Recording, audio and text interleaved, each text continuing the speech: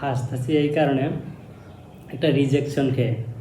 তো আমার এক ফ্রেন্ডকে বলেছিলাম, বন্ধু তোর কি কোনো পরিচিত পাত্রী আছে? তো বন্ধু বলে যে অবশ্যই আছে। তো সেই পাত্রীকে, পাত্রীর বাবার সাথে কথা বলেছিল।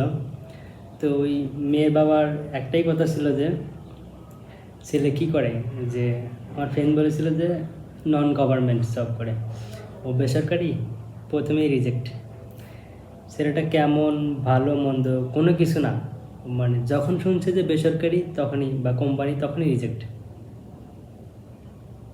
আবার এই কথা বলেছে যে সরকারি চাকরিজীবী কোনো ছেলে লাগবে, প্রয়োজনে টাকা দিয়ে তার চাকরির ব্যবস্থা করে দেব। যেহেতু রিজেক্ট করে দিয়েছে সেহেতু আমার তো কান্না করা উচিত, কিন্তু আমার কান্না আসতেছে না, হাসি পেতেছে। তার কারণ তাদের চিন্তা ভাবনা, ছেলে যেমনই হোক সরকারি চাকরিজীবী হতে হবে, যেমনই হোক।